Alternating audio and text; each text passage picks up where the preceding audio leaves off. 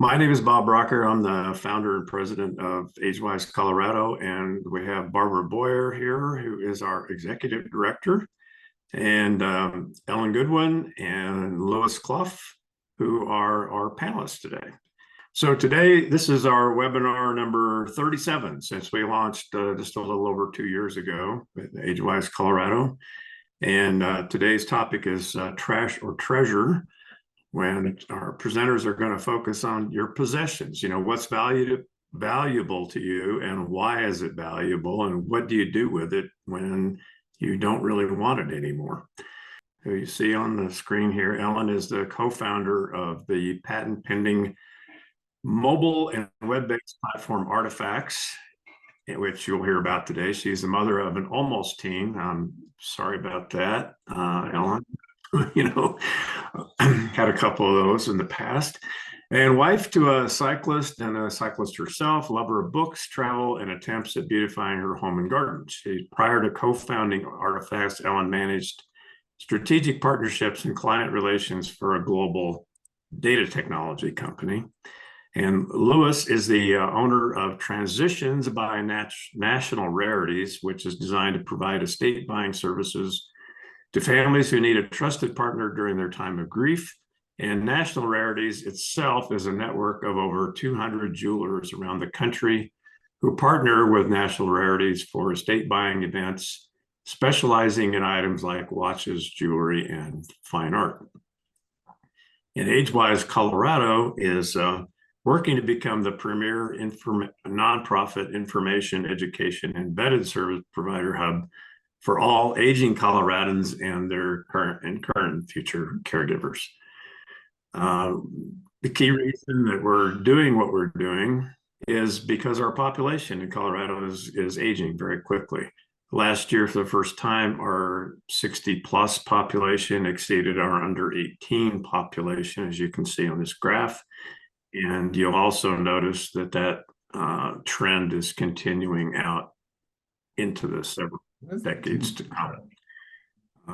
So we focus on the 3 million people who are roughly over the age of 40. So we have people in the sandwich generation and those who are older. And this is just a screenshot that shows the homepage for our website. We encourage everybody to go to the website, check it out, see what's there, and give us your feedback on what you find there. And one last thing, we've had 36 webinars, as I mentioned. Several have been translated into Spanish, several more will be.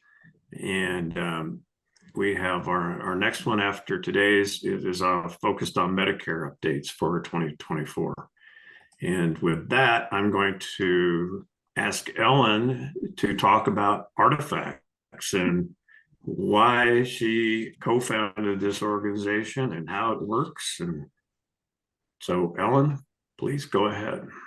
Hi, Ellen Goodwin, and I'm going to pop over to some slide share so that you can follow along with me, but this will mostly be interactive, so please jump in.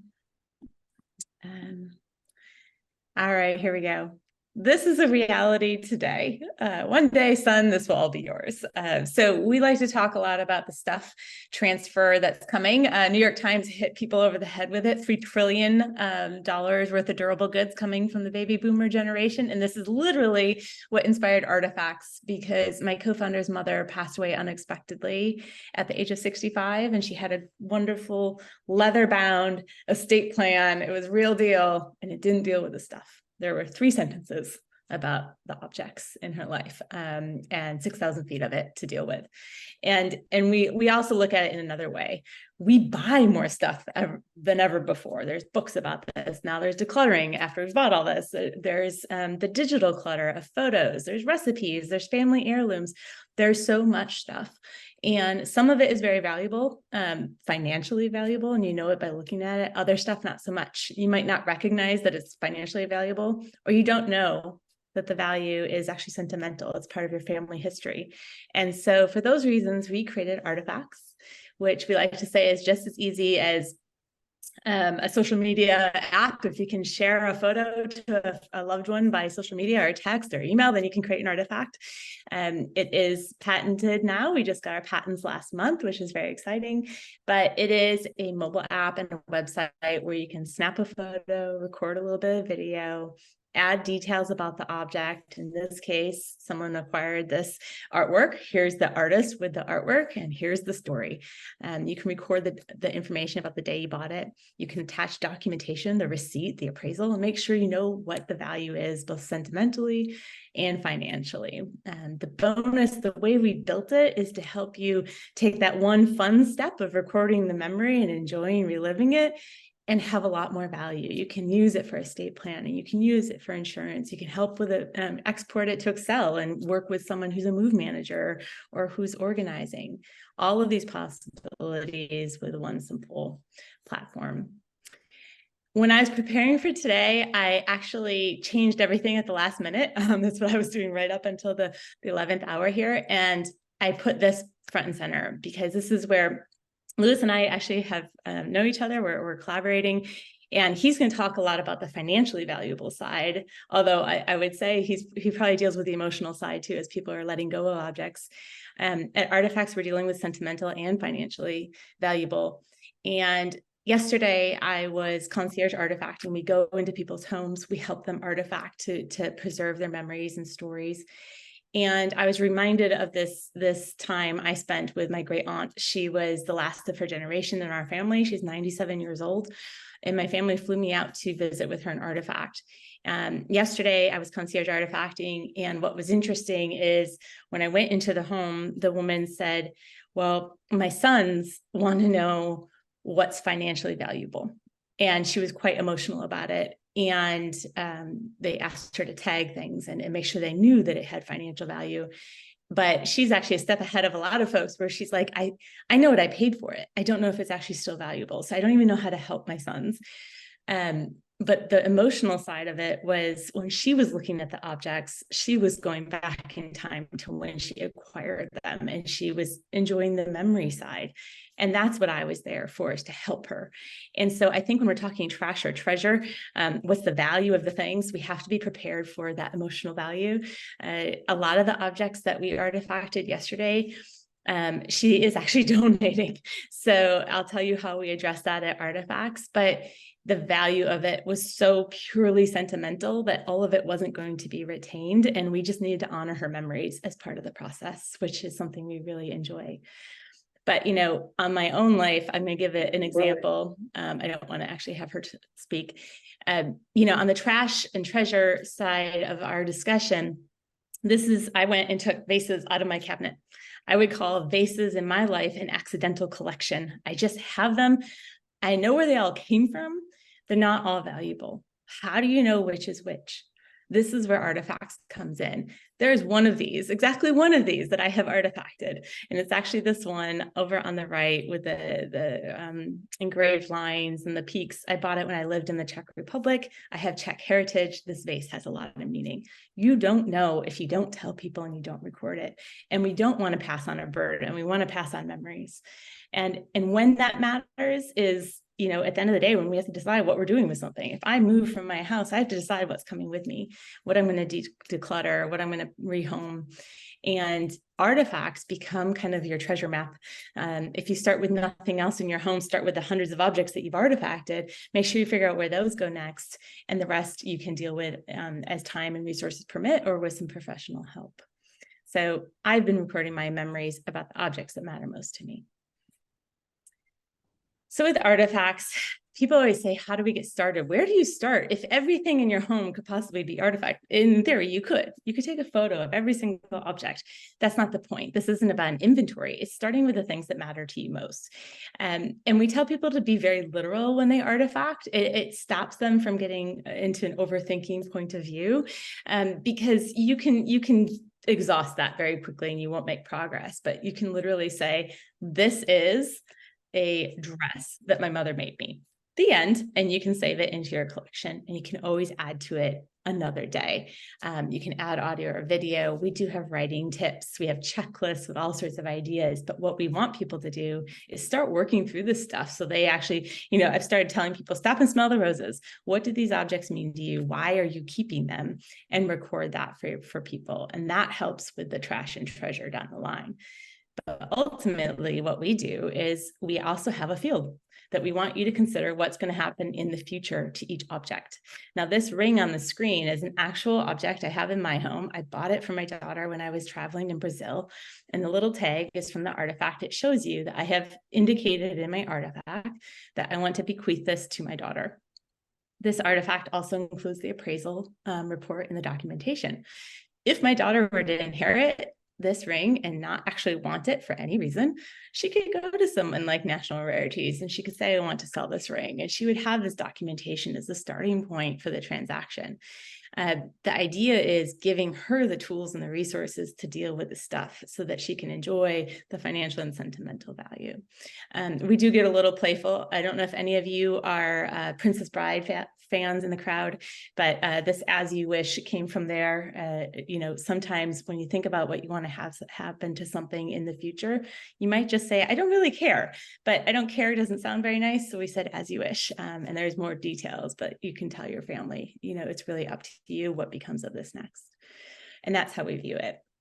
We do protect privacy. Everything at Artifacts is private by default. You can share information, but certain fields are protected. And we did a lot of that work. We're part of the AARP Age Tech Collaborative. We did a lot of work with them on that to ensure that they liked, in testing with different segments of age groups. Do you like that we're hiding certain information if you share an artifact? Do you really want to have people see where it's located, how much it's worth? No. So we do lock down certain information. But we do tell people to be very careful about what they're sharing about their artifacts publicly. And that goes to the sharing point. When you share artifacts, you can choose to whom, and you can give them permission to edit and add to the stories, which I think is really valuable. And I want to go ahead and switch screens. And I'm going to show you another great feature that in the quest to understand what something's worth, how we handle that at Artifacts. I'm just switching screens here, and give me a moment and I'm going to scoot back over and share my screen. Now I'm in my own private Artifacts collection, so please don't mind how eclectic the collection is. Now let's take this silly recent example. It's a pair of sweatshirts that I found at my parents' house, and it has an audio of my mother telling me the story about them. But the idea is this: if you have an item of great value, or you suspect, so maybe grandpa always told you this family heirloom, it's from the 1700s, it's the clock, it was made by this maker, it's incredibly valuable. But how do you know? And how do you know in a way that is low cost, easy to find out, not going to sweat the details? What we've done is we've created a feature called What's It Worth? And you can actually ask Heritage Auctions out of Dallas for a free valuation. A valuation isn't used for estate or tax or insurance purposes. It's a general idea of what's happening in the market today. So what Heritage can say to you is that clock in that condition from that maker in today's market goes for about $8,000 to $10,000. Congratulations. Now with $8,000 to $10,000 estimate, you can say, I don't think I like the clock that much, and you can sell it and you can take a trip or whatever it is you want to do with that money, or invest it in your long-term care, or whatever you're doing with your money. You could reinvest that money if you don't want that clock. Now, if you love that clock and it's going to stay in the family, $8,000 to $10,000, you might want to get a formal appraisal. You might want to notify your insurance agent and share this artifact with them so they have the documentation, they have the photos, and they can make sure it's covered under your policy or your rider. You might want to make sure it's added to your estate plan. You can add it to your tangible assets memorandum. But our hope here at Artifacts is to give you more information so that when you discover you have a treasure, if it's a financial one, that you know what to do with it next. When Heritage provides you with that valuation, it's attached directly to your artifact so that you can find that information. And I will conclude quickly here so that we can move over to Lewis. This is the ring I showed you on the slide. And you can see here the warranty and appraisal that are privately included in this artifact so that my daughter has them available. I hope that helps you understand. Now, the sentimental stuff, I don't want to underplay that today. It's really important. I think it helps honor our histories. It helps carry it forward. And frankly, our loved ones want to remember us, and they want to share in our stories and want to connect with us today. I get artifacts from my family all the time, and I know them better now as the founder of Artifacts, and I've known them in recent history, maybe because as a kid we don't listen to the stories as well as we should. So I will leave it there, and we'll move over to Lewis, and we'll talk about how National Rarities picks up on the valuables. Hey, thank you, Alan. That was great. Okay, Lewis, tell us about National. Can everyone hear me? Yes, yeah, you're good. Well, just a quick fun fact. Heritage Auctions just recently sold a $10,000 bill from 1934 for almost $400,000. And then they sold a record, I think it was a 1899 gold coin for almost 400,000. Both were records in that space. So there's some pretty valuable things out there, and collectors that are willing to spend quite a bit of money for it. But just kind of a fun fact there. Let's see. I need to share screen. Let's see. All right. Does everyone see that? Yeah. All right. Perfect. You're good.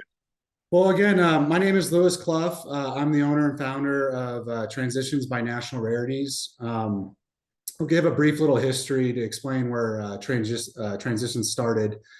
In 2009, my business partner and I started National Rarities, and that company, we work directly with jewelers running events all across the country inside jewelry stores. So to date, we have 250 plus privately owned jewelers that hold these fun and exciting events where people come in and are able to sell their valuables that they no longer need or use. My personal story for Transitions was a few years into that, my grandmother passed away, and my mom had to live in Minnesota for basically 3 months to take care of the estate. And always in the back of my head, I said, man, this is a lot of work, a lot of things collected. I would love to help in this space. She had 24 full china sets, and it was quite the process in going through it all and liquidating. But so in the back of my mind, I always wanted to create a company that helped people during either downsizing or an inheritance. And that's kind of how Transitions was born under the National Rarities name. So kind of a little bit about Transitions. We are estate buyers. We work, again, like I said, with many people throughout the entire country. We host over 400 events a year and see over 50,000 people come into these stores looking to sell their items. And it's a plethora of men and women, all age ranges, all types of items. So we see all sorts of stuff from rusted out toys to Rolex to 10-carat diamonds down to stuff that's worth nothing. We really do have, we do see a lot of this stuff, and we have a lot of estate specialists on hand to take care of this. A couple just small things about our company. We have over 100 employees on staff that are all knowledgeable in a wide range of items. We have 8 graduate gemologists on staff. That essentially is the highest education you can get in the jewelry world. So we have a lot of knowledge there. And like I said, this year we'll see over 50,000 clients. So we see lots of people and lots of items. And of course, you have to have the Google ratings these years or in this time. So we have a high Google rating, and we are able to take care of these clients properly. And just kind of the bread and butter of what we do, jewelry, coins, watches, and old sterling silver. That's what we see the most of. That tends to hold the most value. So coins, 1964 and earlier, are made with 90% silver. A lot of people don't know that in my generation. However, the generation before, did know that. So a lot of people collected these coins, and now people come in and learn about them. And so, for instance, a silver Morgan dollar, which was used for a dollar, over 100 years ago, is now worth approximately $25. Now, if it's in really good condition and it's a certain year, they didn't mint as many of them, it could be worth thousands of them. These are the sort of things that people come to us to get and gain understanding of its value. And at our events, they essentially, there's no, they don't have to sell. They can just come in and get an idea of those values. So we see a lot of old sterling silver flatware that was once a very popular wedding gift. That's what everyone used to ask for. The people that come into our events, they probably haven't used it in 30 years. They just don't have the need for it. They don't want to take care of it because you have to polish it. You got to hand do a lot of that stuff, where now we just throw it in the dishwasher, those sort of things. We see old military artifacts as far as daggers, firearms, uniforms, badges, those sort of things. We have people on staff that are well versed and knowledgeable in values there. Fine artwork, a lot of the artwork we see tends to be low value, but every once in a while people do have an artist that's well known and well received in the auction markets and can drive a lot of value. So with transitions, our goal and what we can do is essentially help everyone have an understanding of its value. And again, the offers are no obligation. So it's really more of a cash price value as opposed to an appraised value, which I'm sure people might have questions after this is all done, but those two are very different valuations and how it's gone about. And I'm happy to answer that later on. So just a general, again, recap of what we buy. We're willing to look at everything. And if it has value, we're willing to let that customer know the value and what we can pay for that and make it a very easy, simple transaction for that individual. And kind of when to turn to transitions. I understand a lot of you are business owners yourselves. So you might be in a field where your client doesn't know what to do with these items, and they're curious to their value, whether they want to sell them or not. That's their decision. There is a lot of sentimental customers we deal with, just like Ellen said. There are things and memories attached to those things that no matter what the value is, it doesn't matter. It's staying with that family, and that's great, and it should be that way. But as far as your clients, we're a really good, solid sounding board to help them understand the value of those items and work with those clients in guiding them down that path of what's the value, do you want to sell, do you not, who maybe wants it in the family, those sort of things. And a perfect example is I had a customer a few years ago. I'm still crying for him a little bit. When they inherited the estate, he decided to keep all the jewelry, and the appraised value was what they decided was the value. And the other sisters got that in actual cash. And when he came to get the value of what they would actually sell for, it was drastically less than what he thought. And so unfortunately that led to kind of he realized he made the wrong decision. So those are all sorts of conversations that we're able to help guide clients through to make the right decisions for the estate and, potentially how to distribute, if you will. And also as business owners, we rely, we obviously appreciate a referral. Now, we do have a referral program and a commission base for you. We do understand in this space, especially if it's an inheritance, and you're dealing with maybe more of an estate, it's not really, you feel a little guilty about taking a commission from us for the referral. So part of that conversation with us directly to you, it would be, potentially a commission-based referral to a charity of your choice or something like that. So there is a little bit of a financial incentive that we're able to pay to you to help and say thank you for the referral while remaining competitive with these items. And really, you know, for your clients, again, I've explained, you know, they're burdened with this estate. There's a lot of stats out there. I'm not sure which is fully true, but what I've heard is it takes at least 3 full months of 40-hour weeks to settle an entire estate. If it goes to probate, it's, you know, 18 months. You know, there's a lot of overwhelming things that happen when someone inherits an estate, especially, and even just downsizing. Say the individual's older and they want to downsize. It really is a lot of stuff, and we really can help them come and identify what you should worry about. So as far as financially, these are the items that are most important as far as value goes, and then this stuff over here, not as much. And what we found is about 20% of these items, the ones that those actually create about 80% of the value on the inside of the home. And then the other 80% of the items only are worth about 20%. So it's very easy for your clients to get stuck on everything when really they should be focusing on the best return on investment, which tends to be the jewelry, coins, watches, old silver, artwork, you know, those sort of things that we specialize in.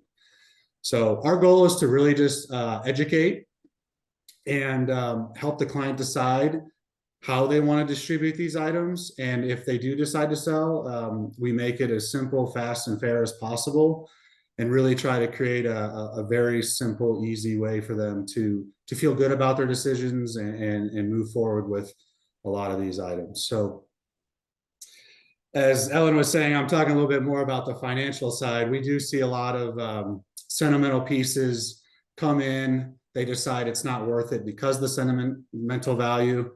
And actually, a lot of our clients, they keep all the sentimental stuff at home. They know what it is, and that's a perfect time for them to artifact it. And really, they're just coming to us and say, hey, I don't use this. My kids don't want it.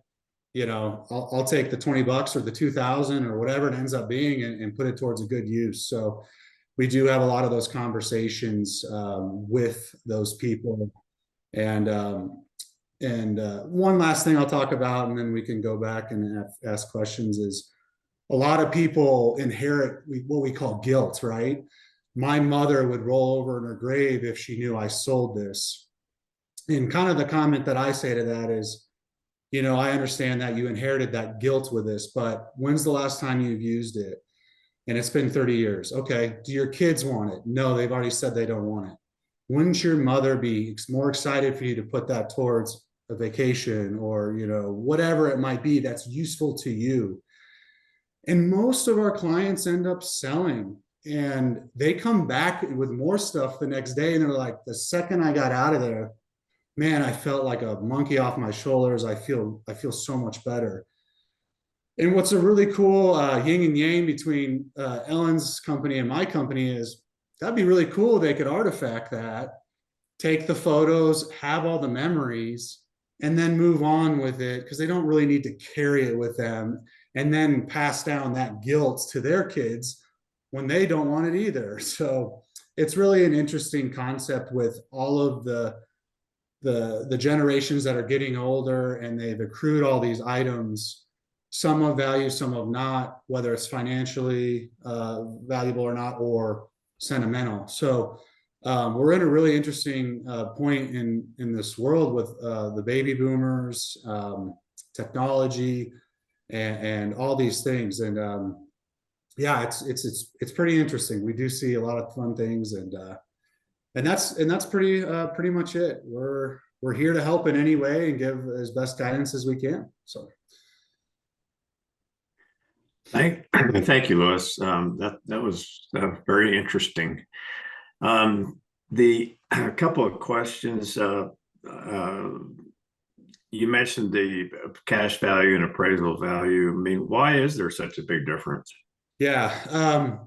Well, especially in the jewelry world, we see a lot of appraisals. So that's almost always for insurance value.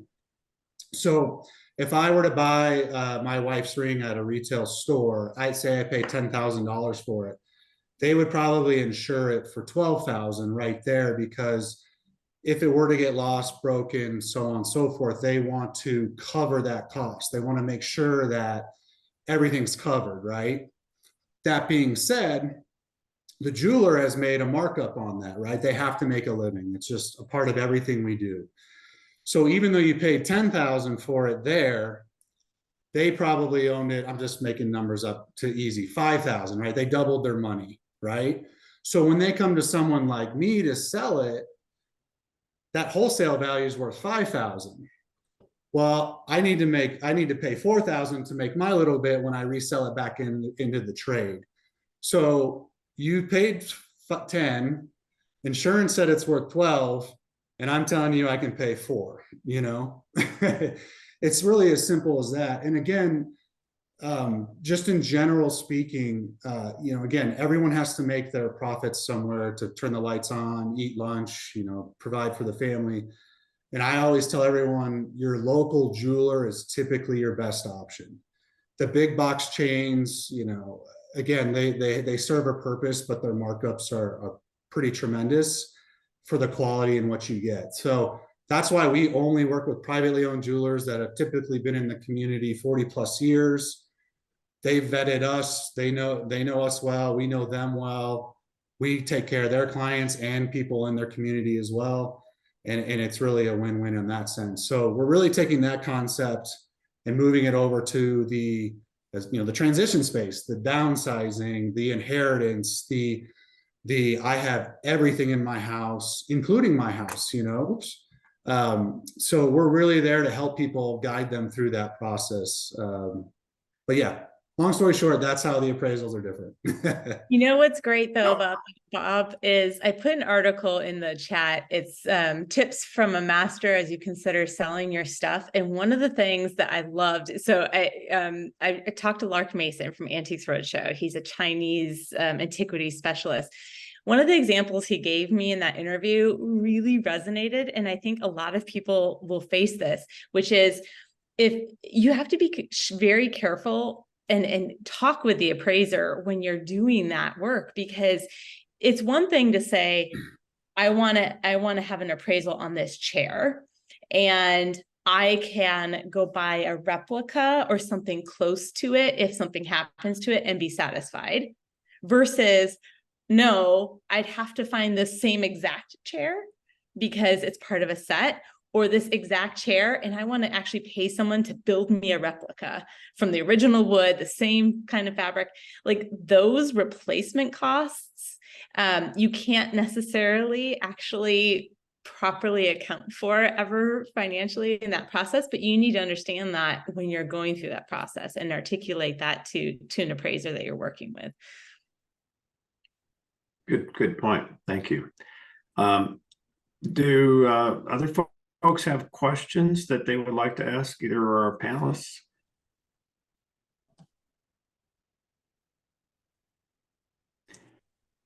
So, Louis, I have another. You mentioned the events that you have around the country at different jewelers. How do people find out about those events?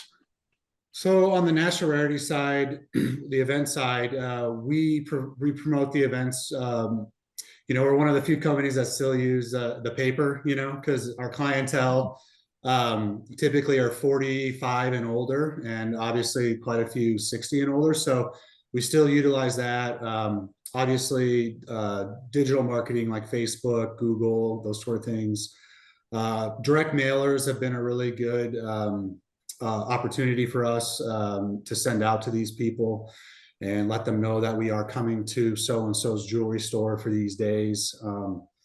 And we've done some TV and radio. I don't want to be the guy on the TV though, you know, so it's typically, you know, animation and things like that. But that's how we promote those. And like I said, the transitions side of this, kind of a division of National Rarities, is we're trying to get to the people that are in the middle of, I'm just now about to go through this, or I need to, what are the steps?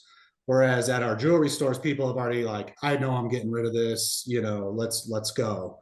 So really on our side, we're trying to meet other business owners and people that work with these types of clients to essentially say, hey, we're here to help you. So if you're working with them, doing whatever you need to do, and they say, hey, I have this pocket watch collection, what do I do with this?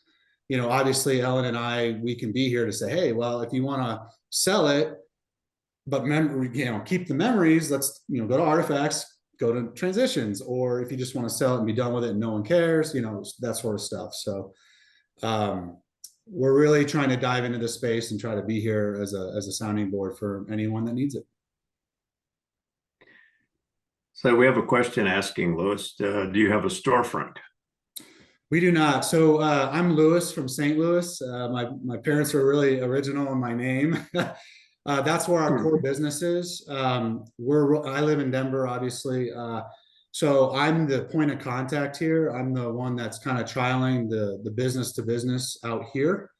And then we're trialing kind of more of a B2C model in St. Louis, where all of our company is. So we don't do retail. We're primarily on the wholesale side. That being said, we have lots of items for sale. We currently use eBay for a lot.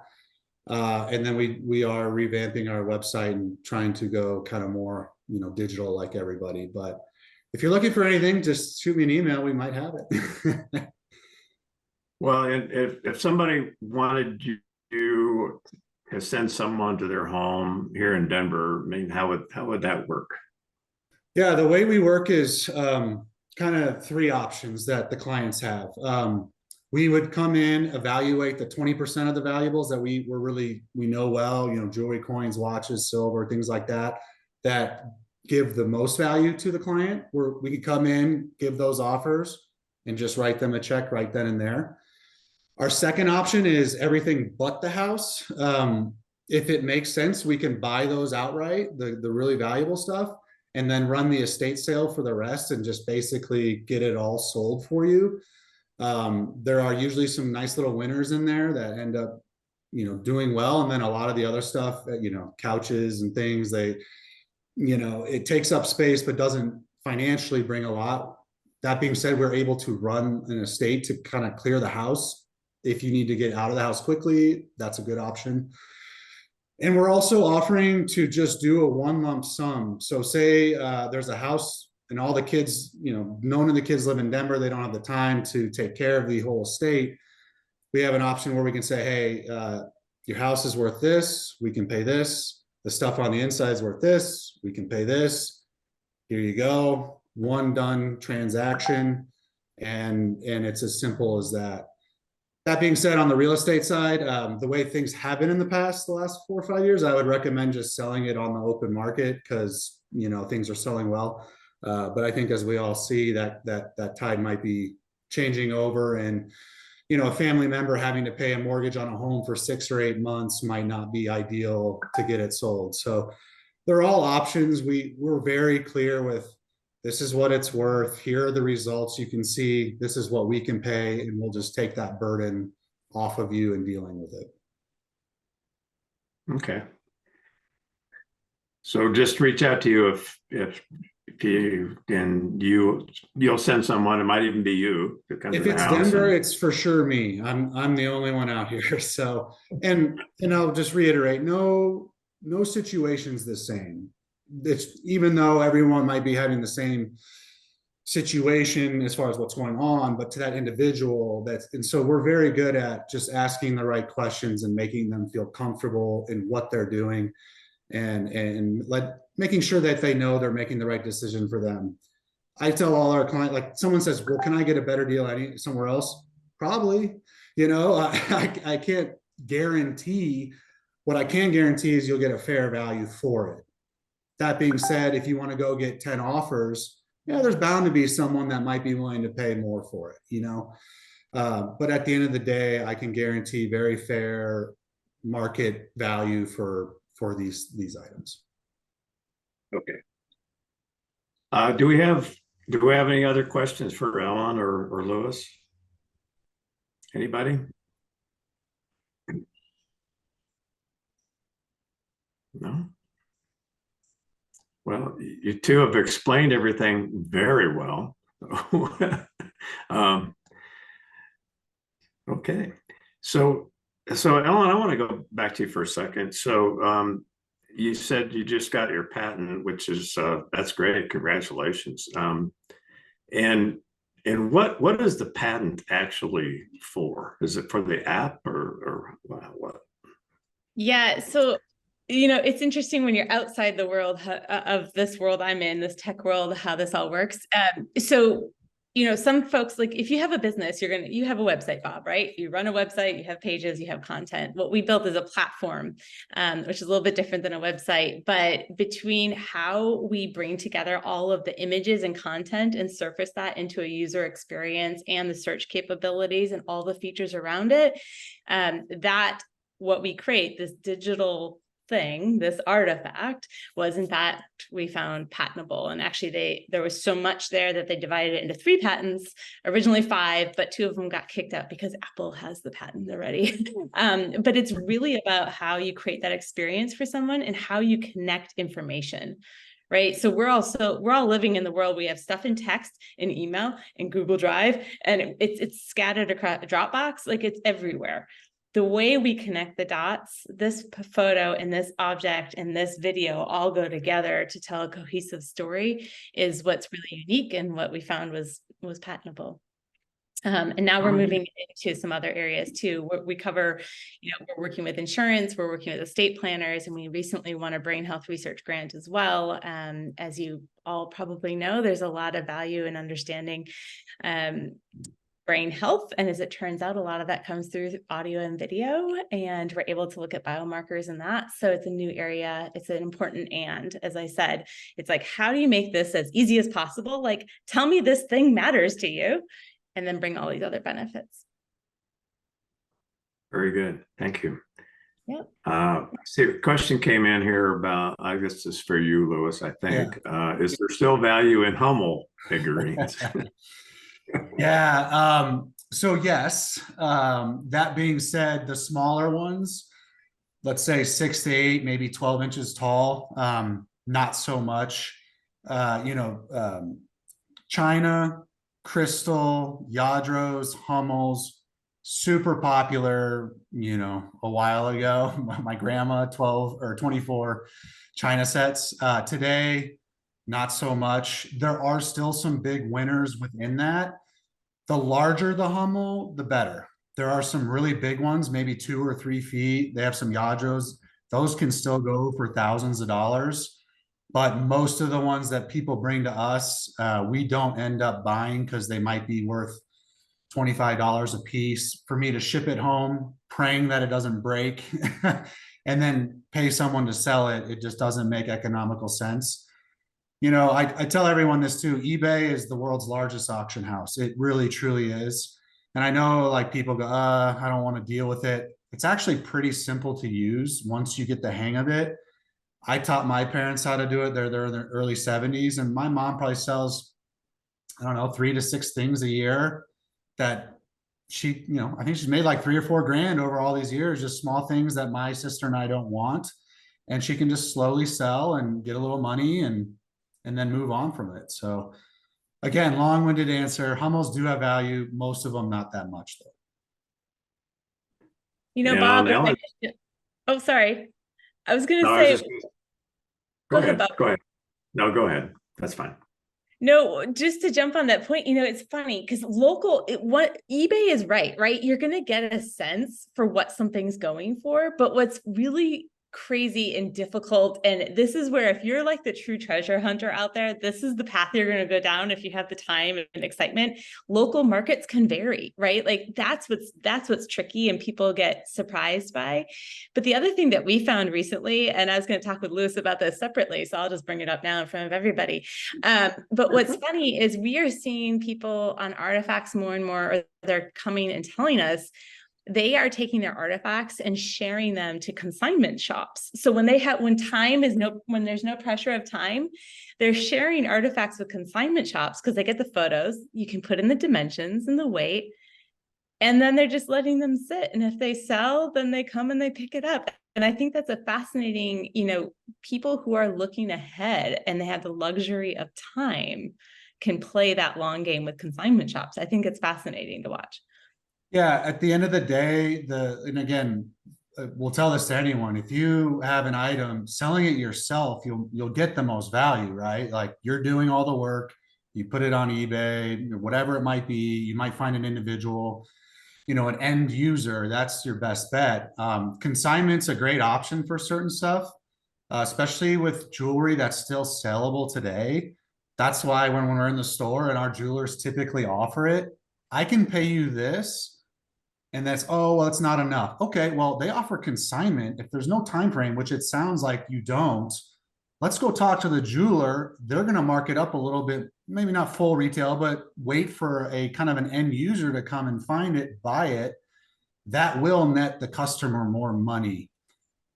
That being said, with consignment, depending on the item, it's typically a long wait, 6+ months minimum. And sometimes a year goes by and it doesn't sell. So, and the same with auctions, right? You have to have the right auction coming up to put the object into. So if you're betting on an auction, you also have to have a patience factor. So here's another, great example. A lady had a painting in the Southwest. She had it in a gallery. The gallery was asking $50,000 for it. Sat there for like 2 years. She sold it to me. From the date I bought it to the date it sold and I got paid, because I had to find the correct auction house for it to go, that it would sell the best. And then they recommended it be another. It was literally 14 months.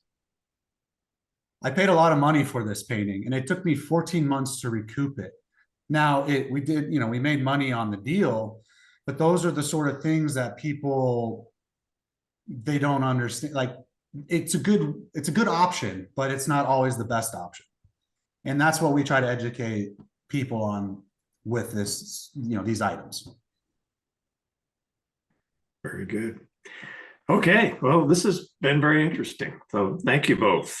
But very, very much appreciate the work that you do and for sharing what you do with our audience today. And then we have recorded this, so it'll be on our website probably early next week.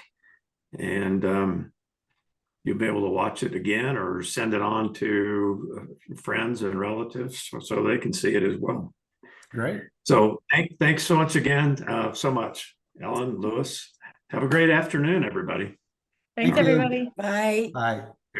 Bye-bye.